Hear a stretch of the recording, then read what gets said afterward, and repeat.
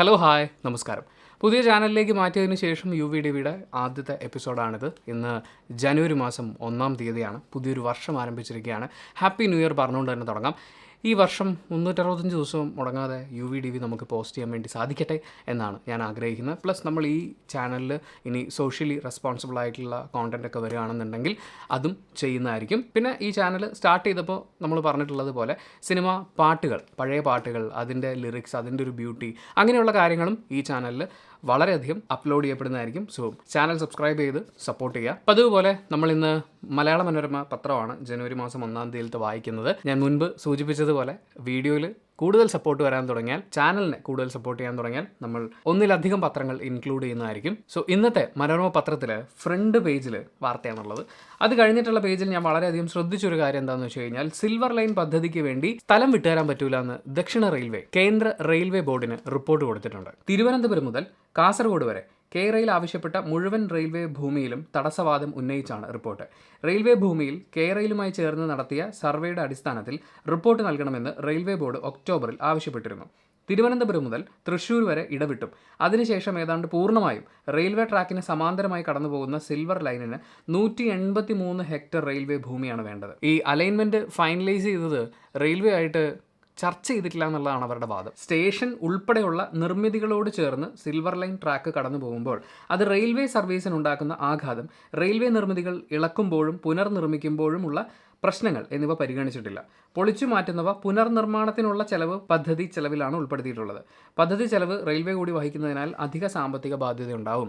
അവരുടെ ഒരു ഫീസിബിലിറ്റി, ഇത് പരിപാടി നടക്കുമോ എന്നുള്ള ഒരു മറുപടിയാണത്. റെയിൽവേ ട്രാക്കിനോടും സ്റ്റേഷൻസിനോടും ഒക്കെ സമാന്തരമായി ഇത് കടന്നു പോകുമ്പോൾ ഭൂമി വിട്ടുകൊടുക്കണം. പിന്നെ റെയിൽവേയുടെ കുറേ നിർമ്മിതികളൊക്കെ ഉണ്ട്, അവർ നിർമ്മിച്ചു വെച്ചിരിക്കുന്ന കാര്യങ്ങളൊക്കെ ഉണ്ട്. അതിൽ പലതും ഇളക്കി മാറ്റേണ്ടി വരും, രണ്ടാമത് കൺസ്ട്രക്ട് ചെയ്യേണ്ടി വരും. അതിൻ്റെയൊക്കെ ചെലവും കാര്യങ്ങളൊക്കെ ആയിട്ട് റെയിൽവേക്ക് ഇതൊരു ബാധ്യതയാവും എന്നുള്ള റിപ്പോർട്ടാണ് കൊടുത്തിരിക്കുന്നത്. അപ്പോൾ സിൽവർ ലൈൻ നടക്കുമോ? ഇത് പൊതുജനങ്ങളോ ഒക്കെ ആയിരുന്നെങ്കിൽ നാടിൻ്റെ നന്മയ്ക്ക് വേണ്ടിയാണ്, വികസനത്തിന് വേണ്ടിയിട്ടാണ് എന്ന് പറയാം. പിന്നെ കുറച്ചൊക്കെ ബലം പ്രയോഗിക്കാവുന്നതുമാണ്.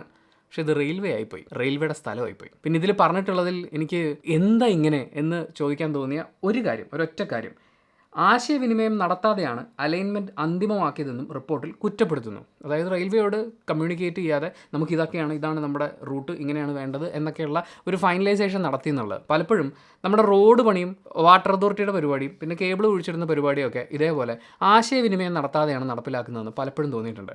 റോഡ് കംപ്ലീറ്റ് ടാർ ചെയ്ത് സെറ്റ് ചെയ്ത് കഴിയുമ്പോഴാണ് നമ്മുടെ വാട്ടർ അതോറിറ്റിക്ക് ഒന്ന് കുഴിയെടുക്കണമെന്ന് തോന്നുക. അല്ലെങ്കിൽ ചിലപ്പോൾ എന്തെങ്കിലും കേബിളുകൾ സ്ഥാപിക്കുന്നത് അപ്പോഴായിരിക്കും ഓർക്കുക. അങ്ങനെ കഷ്ടപ്പെട്ട് പണിയും കഴിഞ്ഞ് നമ്മളൊരു 2 ദിവസമൊക്കെ നല്ല റോഡായല്ലോ എന്നൊക്കെ വിചാരിച്ച് പോയ അതേ റോഡ് കുത്തിപ്പൊളിച്ചൊരു പരുവാക്കിയിടും.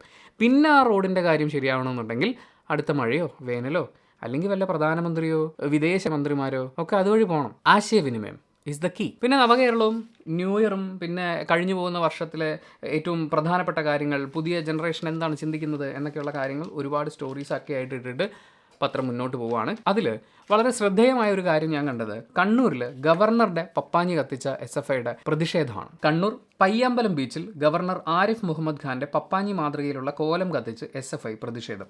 വൈക്കോലും വെള്ളത്തുണിയും കൊണ്ട് നിർമ്മിച്ച 30 അടി ഉയരമുള്ള കോലമാണ് കത്തിച്ചത്. ഗവർണർ സർവകലാശാലകളെ കാവ്യവൽക്കരിക്കുന്നു, SFIയുടെ സമരത്തെയും കണ്ണൂരിനെയും അധിക്ഷേപിച്ചു എന്നീ ആരോപണങ്ങൾ ഉയർത്തിയാണ് ജില്ലാ കമ്മിറ്റി പ്രതിഷേധിച്ചത്. ഈ പ്രതിഷേധ പരിപാടി, കോലം കത്തിക്കൽ, ഇതൊന്നും ജനാധിപത്യ സംവിധാനത്തിൽ പാടില്ലാത്തതോ അല്ലെങ്കിൽ ഇതിനു മുമ്പ് ഒരിക്കലും നടന്നിട്ടില്ലാത്തതോ ആയിട്ടുള്ള കാര്യങ്ങളല്ല. ഈ പപ്പാഞ്ഞി കത്തിക്കൽ എന്ന് പറയുന്ന ഒരു പരിപാടിയിലേക്ക് വരുമ്പോൾ അതൊരു പ്രതീക്ഷയും അതുപോലെയൊക്കെയുള്ളൊരു കാര്യമാണ്, അതൊരു പ്രതിഷേധമല്ല. അതവിടെ നിൽക്കട്ടെ. എൻ്റെ കൺസേൺ എന്ന് പറയുന്നത് കോലം കത്തിച്ചതിന് ശേഷം കത്തിച്ച കോലവും പരിപാടിയും അവിടെ ഇട്ടിട്ടായിരിക്കുമോ ഈ പ്രതിഷേധക്കാർ പോയിട്ടുണ്ടാവുക? അതോ കത്തി തീരുന്നത് വരെ കാത്തിരുന്ന് കത്തി മിച്ചം വന്ന ചാരവും മറ്റ് മാലിന്യം വേസ്റ്റൊക്കെ ഉണ്ടാവുമല്ലോ, എന്തായാലും തുണിയും കാര്യങ്ങളൊക്കെ അല്ലേ, അല്ലെ വൈക്കോലൊക്കെ അല്ലേ. ഈ വൈക്കോലും തുണിയും മാത്രമായിട്ട് ഇത് 30 അടി ഹൈറ്റിൽ നിൽക്കുകയൊന്നുമില്ല, അതിൻ്റെ അകത്തൊരു ഫ്രെയിം ഉണ്ടാവണം. പിന്നെ തുണി ചിലപ്പോൾ മുഴുവൻ കത്തി തീർന്നൊന്നും വരില്ല. അപ്പം അങ്ങനെയുള്ള കുറച്ച് കാര്യങ്ങളൊക്കെ ഉണ്ടല്ലോ. അപ്പോൾ ഈ കത്തി തീർന്നതിന് ശേഷമുള്ള വേസ്റ്റ് ഇവർ എങ്ങനെയായിരിക്കും നീക്കം ചെയ്തിട്ടുണ്ടാവുക? ഞാൻ കണ്ണൂരല്ല ഉള്ളത്, ആണെങ്കിൽ ഒരു പക്ഷേ ഞാൻ പയ്യാമ്പലത്ത് പോയി നോക്കിയാണ്. അതിൻ്റെ ഒരു ഫോട്ടോയും കൂടി കൊടുക്കാൻ പറ്റിയാൽ നന്നായിരുന്നു എന്നാണ് എനിക്ക് തോന്നുന്നത്. 2, കത്തിച്ച സമയത്ത് ഇതിൻ്റെ സുരക്ഷാ സംവിധാനങ്ങൾ എങ്ങനെയായിരുന്നു? അവിടെ മറ്റ് ആളുകളൊക്കെ ഉണ്ടായിരുന്നോ? അവരെയൊക്കെ എങ്ങനെയാണ് മാറ്റിയത്? പ്രശ്നമൊന്നും ഉണ്ടായിട്ടുണ്ടാവില്ല. ഉണ്ടായിട്ടുണ്ടെങ്കിൽ ഉറപ്പായി അത് വാർത്തയിൽ വരേണ്ടതാണ്. പ്രത്യേകിച്ച് മനോരമയാണ്, ഉറപ്പായി അതൊക്കെ വന്നേനെ. SFIയുടെ പ്രതിഷേധ പ്രകടനത്തിൽ പൊതുജനങ്ങൾക്ക് അപകടം എന്നൊക്കെ പറഞ്ഞിട്ട് ചിലപ്പോൾ വന്നേനെ. പണ്ട് ഞാൻ കണ്ണൂർ വർക്ക് ചെയ്യുന്ന സമയത്ത്, കണ്ണൂർ SM പാർക്കിനടുത്ത് റേഡിയോ മാംഗോയുടെ ഓഫീസ് അവിടെയാണ് വർക്ക് ചെയ്യുന്നത്. അപ്പോൾ ഞങ്ങൾ താമസിക്കുന്നത് മണൽ എന്ന് പറയുന്ന സ്ഥലത്താണ്. മണലിൽ കുറച്ച് ഉള്ളിലോട്ട് കയറിയിട്ട് ഈ പയ്യാമ്പലം ബീച്ചിൽ നിന്ന് ജസ്റ്റ് നടന്നു പോകാവുന്ന, അതായത് ഒരു 2 മിനിറ്റ് പോലും നടക്കണ്ട ഞങ്ങളുടെ വീട്ടിലേക്ക്. അവിടെ ഞങ്ങൾ രാവിലെ ഇടയ്ക്കൊക്കെ നമുക്ക് തോന്നും ഇന്ന് മുതൽ നന്നാവണം, രാവിലെ നടക്കാൻ പോകാം, ബീച്ചൊക്കെ അല്ലേ തൊട്ടടുത്തുള്ളത്. അങ്ങനെ വിചാരിച്ച് നടന്ന ഒരു ദിവസം ഞാൻ അത്ഭുതകരമായി കണ്ടൊരു കാഴ്ച എന്ന് പറയുന്നത്, ഇത് 2011-12 സമയത്തെ കാര്യമാണ്. ഒരാൾ വിദേശിയാണ്, പുള്ളി കയ്യിലൊരു ചാക്കുമായിട്ട് ഇങ്ങനെ വരികയാണ്. വന്നിട്ട് ഈ ബീച്ചിൽ കിടക്കുന്ന വേസ്റ്റ് എല്ലാം വാരി എടുത്തുകൊണ്ടിരിക്കുകയാണ്. ഓരോ കുഞ്ഞു കുഞ്ഞു സാധനങ്ങൾ, പ്ലാസ്റ്റിക്, അതുപോലെയുള്ള കാര്യങ്ങളൊക്കെ ഉണ്ടാവല്ലോ. ബീച്ചിൽ ഉണ്ടാവേണ്ടതല്ലാത്ത എല്ലാ കാര്യവും പുള്ളി വാരി ചാക്കിലാക്കിയിട്ട് കൊണ്ടുപോയിക്കൊണ്ടിരിക്കുക. അപ്പോൾ അദ്ദേഹത്തിനോട് ചെന്ന് സംസാരിച്ചു. പുള്ളി ഒരു വിദേശ രാജ്യത്തു നിന്ന് വരുന്നതാണ്. കണ്ണൂർ പയ്യാമ്പലത്ത് അവിടെ ഒരു വീട് പുള്ളി കാണിച്ചു തന്നു. അവിടെ വന്നിട്ടാണ് പുള്ളി താമസിക്കാറുള്ളത്. പുള്ളിക്ക് ബീച്ച് വളരെ ഇഷ്ടമാണ്, പ്രത്യേകിച്ച് ഇവിടുത്തെ ബീച്ച് വളരെ നല്ലതാണ്. പക്ഷേ നമ്മുടെ ആറ്റിറ്റ്യൂഡിലൊരു പ്രശ്നം പുള്ളി ചൂണ്ടിക്കാണിച്ചു. നമ്മൾ ബീച്ചിൽ വന്നു കഴിഞ്ഞാൽ എല്ലാം അവിടെ വലിച്ചെറിഞ്ഞിട്ടിട്ട് പോകും. കാര്യം ബീച്ചൊരു സംരക്ഷിക്കേണ്ട ഇടമാണെന്നുള്ളൊരു ചിന്ത നമുക്കില്ല. പുള്ളിക്ക് അതുള്ളതുകൊണ്ട് പുള്ളിയും വൈഫൊക്കെ രാവിലെ നടക്കാനൊക്കെ ഇറങ്ങുന്ന സമയത്ത് ഇതുപോലെ കാണുന്ന വേസ്റ്റ് എല്ലാം വാരി വേസ്റ്റ് എവിടെയാണോ കൊണ്ടുവെക്കേണ്ടത് അവിടെ കൊണ്ടുവെക്കുമെന്നാണ്. SFIയുടെ ഈ ഒരു പ്രതിഷേധം കണ്ടപ്പോൾ അത് ബീച്ചിലാണ് എന്നറിഞ്ഞപ്പോൾ എനിക്ക് ഇതൊന്ന് ഓർമ്മിപ്പിക്കണമെന്ന് തോന്നി. നിങ്ങൾ കണ്ണൂരുള്ള ആളാണെന്നുണ്ടെങ്കിൽ ബീച്ചിൽ പോയിട്ടുണ്ടെങ്കിൽ അവിടുത്തെ അവസ്ഥ നിങ്ങൾക്ക് വേണമെങ്കിൽ കമൻറ്റ് ചെയ്യാം കേട്ടോ. മറ്റൊരു പ്രധാനപ്പെട്ട കാര്യം സംഭവിക്കാൻ പോകുന്നത് 4-ാം തീയതി സംസ്ഥാന സ്കൂൾ കലോത്സവം ആരംഭിക്കും എന്നുള്ളതാണ്. നമ്മുടെ മാധ്യമ സ്ഥാപനങ്ങളെല്ലാവരും കച്ചമുറുക്കി ഇറങ്ങിയിട്ടുണ്ടാവും. ഈ സംസ്ഥാന സ്കൂൾ കലോത്സവമൊക്കെ കഴിയുമ്പോൾ ഏറ്റവും നല്ല മീഡിയ കവറേജ് കൊടുത്തത് ആരാണ് എന്ന് പറയുന്നൊരു ചോദ്യമൊക്കെ ഉണ്ടാവും.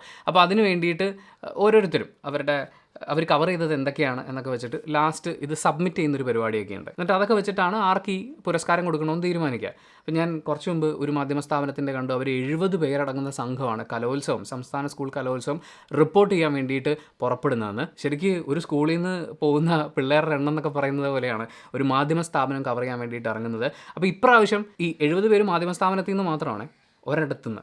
പിന്നെ സ്കൂളുകൾ, ഇത് കാണാൻ വേണ്ടി വരുന്ന ആളുകൾ, ജനങ്ങൾ, ഇതിൻ്റെ സംഘാടകർ, ഒരുപാട് ആളുകൾ, പോലീസ്, ഫയർഫോഴ്സ്, ഇങ്ങനെയുള്ള ഒരുപാട് ആളുകൾ വരികയാണ്. അപ്പോൾ ഒത്തിരി ആളുകൾ കൂടുമ്പോഴുണ്ടാവാൻ സാധ്യതയുള്ള അപകടത്തെ മുന്നിൽ കണ്ടുകൊണ്ട്, കുസാറ്റ് സംഭവം മുന്നിൽ കണ്ടുകൊണ്ട് ഇപ്രാവശ്യത്തെ സംസ്ഥാന സ്കൂൾ കലോത്സവത്തിന് എത്തുന്ന എല്ലാവർക്കും 1 കോടി രൂപ ഇൻഷുറൻസ് സർക്കാർ ഏർപ്പെടുത്തി എന്നുള്ള ഒരു വാർത്തയുണ്ട്. വേറെയും കുറേ പുതിയ പരിപാടികളൊക്കെ അവർ പ്ലാൻ ചെയ്യുന്നുണ്ട്. എന്തായാലും കലോത്സവം തുടങ്ങിക്കഴിഞ്ഞാൽ നമ്മൾ ഏറ്റവും കൂടുതൽ കേൾക്കാൻ പോകുന്ന വാക്ക് അപ്പീൽ എന്നുള്ളതായിരിക്കും. പിന്നെ സംഘട്ടനം, ഉന്തും തള്ളും തുടങ്ങിയിട്ടുള്ള വാക്കുകളും നമ്മൾ പത്രങ്ങൾ, മറ്റു മാധ്യമങ്ങൾ ഒക്കെ ഫോളോ ചെയ്യുന്ന ആളുകളാണെങ്കിൽ കൂടുതൽ കേൾക്കാൻ പോകുന്ന വാക്കുകളാണ്. പക്ഷേ അതിനൊക്കെ അപ്പുറം കുട്ടികളുടെ ഒരുപാട് ഗംഭീര പ്രകടനങ്ങൾ, ഞെട്ടിപ്പിക്കുന്ന കാര്യങ്ങൾ, ഇനി സിനിമ ഉൾപ്പെടെയുള്ള മുഖ്യധാര കലാ മേഖലകളിലേക്കൊക്കെ വരാനുള്ള ആളുകളുടെ പെർഫോമൻസുകൾ ഒക്കെ നടക്കാൻ പോവുകയാണ്.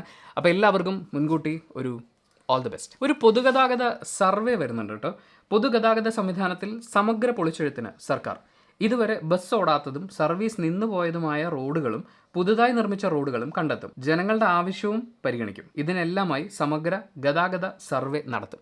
അതായത് ബസ്സുകൾ ഇപ്പോൾ എവിടെയൊക്കെയാണ് അവൈലബിൾ ആയിട്ടുള്ളത്, എവിടെയൊക്കെയാണ് സർവീസ് കുറവുള്ളത്, എവിടെയൊക്കെയാണ് കൂടുതൽ ആളുകൾ, പുതിയ റോഡുകളൊക്കെ വന്നിട്ടുള്ളത്, അങ്ങോട്ടേക്ക് നമ്മൾ സർവീസ് തുടങ്ങേണ്ട ആവശ്യകത, ഇതൊക്കെ വെച്ചിട്ടുള്ള ഒരു സർവേ ഇവർ നടത്താൻ പോവുകയാണ്. നമ്മുടെ പുതിയ ഗതാഗത വകുപ്പ് മന്ത്രി KB ഗണേഷ് കുമാറിൻ്റെ നിർദ്ദേശത്തെ തുടർന്നാണ് ഇത് നടക്കുന്നത്. ജില്ലാതലത്തിൽ മോട്ടോർ വാഹന വകുപ്പ് ഉദ്യോഗസ്ഥർ, പഞ്ചായത്ത് പ്രതിനിധികളുടെ വരെ സഹായത്തോടെയാണ് പുതിയ റൂട്ടുകൾ കണ്ടെത്തുക. ജനങ്ങൾക്കും അറിയിക്കാം. പ്രാഥമിക സർവേ റിപ്പോർട്ട് 7-ന് മുമ്പ് സമർപ്പിക്കണം എന്നാണ് പറഞ്ഞിട്ടുള്ളത്. പുതിയ റൂട്ടുകളുണ്ട്, പക്ഷേ അവിടെ ഒരു വലിയ ബസ്സിൻ്റെ സ്കോപ്പ് ഇല്ലാന്ന് തോന്നുകയാണെന്നുണ്ടെങ്കിൽ ചെറിയ ബസ്സുകൾ സ്വകാര്യ പങ്കാളിത്തത്തോടുകൂടി ഓടിക്കുന്നതിനും ഉദ്ദേശിക്കുന്നുണ്ട്. പൊതുഗതാഗത സംവിധാനം കൂടുതൽ മെച്ചപ്പെടേണ്ട, കൂടുതൽ ആളുകൾ അത് ഉപയോഗിക്കേണ്ട ഒരു സാഹചര്യത്തിലേക്ക് നമ്മൾ മാറിക്കൊണ്ടിരിക്കുകയാണെന്നുള്ള തിരിച്ചറിവ് ജനങ്ങൾക്കും ജനപ്രതിനിധികൾക്കും ഉദ്യോഗസ്ഥർക്കും ഒക്കെ ഉണ്ടാവട്ടെ. പക്ഷേ ഇതൊക്കെ എത്ര കാലമായിട്ട് ഇവിടെ ഉള്ളതാണ്, എന്താണ് ഇത്ര വൈകുന്നത് എന്നുള്ളൊരു ചോദ്യമാണ്. പിന്നെ പുതിയൊരു ആപ്പ് ലോഞ്ച് ചെയ്യുകയാണ്. K-Smart എന്ന് പറയുന്ന ആപ്പ് നമ്മുടെ കേരള ഗവൺമെൻറ്റിൻ്റെ ആപ്പാണ്. സേവനങ്ങൾ K-Smart വഴി നമ്മുടെയൊക്കെ വിരൽത്തുമ്പിലേക്ക് എത്തിക്കുക എന്നുള്ളതാണ് അതിൻ്റെ ഉദ്ദേശം. കെട്ടിട നിർമ്മാണ അനുമതി, ജനന മരണ വിവാഹ രജിസ്ട്രേഷനുകൾ, അതിൻ്റെ തിരുത്തലുകൾ, അത് ലോകത്ത് എവിടെ ഇരുന്നും ചെയ്യാവുന്ന രീതിയിൽ ഒരുപാട് സാധ്യതകളൊക്കെ വെച്ചുകൊണ്ടാണ് ആപ്പ് വരുന്നത്. K-Smart കിട്ടാൻ വേണ്ടിയിട്ട് സ്കാൻ ചെയ്യാൻ ഒരു QR കോഡ് കൊടുത്തിട്ടുണ്ട്. ഒന്ന് സ്കാൻ ചെയ്ത് നോക്കട്ടെ. K-Smart isgkerala.gov.in എന്ന് പറയുന്ന വെബ്സൈറ്റിലേക്ക് പോയി. ആൻഡ്രോയിഡിലുണ്ട്, ആപ്പിൾ സ്റ്റോറിലുണ്ട്. എന്തായാലും സാധനം അവൈലബിൾ ആണ്. ഞാൻ ഇൻസ്റ്റാൾ ചെയ്യാൻ കൊടുത്തിട്ടുണ്ട്. ബിസിനസ് കാറ്റഗറിയിലാണ് വരുന്നത്. അപ്പോൾ നിങ്ങളും ഡൗൺലോഡ് ചെയ്യാം. ഗവൺമെൻറ്റിൻ്റെ ഒരു ആപ്പല്ലേ, നമുക്ക് ഏത് സൗകര്യമാണ് എപ്പോഴാണ് ആവശ്യം വരിക എന്ന് പറയാൻ പറ്റില്ല. ഒരു അക്കൗണ്ട് ക്രിയേറ്റ് ചെയ്ത് തരണമെന്നേ. ഇത്രയുമാണ് ഇന്നത്തെ പത്രത്തിൽ എനിക്ക് കമ്മ്യൂണിക്കേറ്റ് ചെയ്യണം എന്ന് തോന്നി കണ്ട കാര്യങ്ങൾ. സോ വീഡിയോ ഇഷ്ടപ്പെട്ടാൽ ലൈക്ക് ചെയ്യുക, കമൻറ്റ് ചെയ്യുക, സബ്സ്ക്രൈബ് ചെയ്യുന്ന കാര്യം പരിഗണിക്കുക, ആൻഡ് വീഡിയോ ഷെയർ ചെയ്യുക.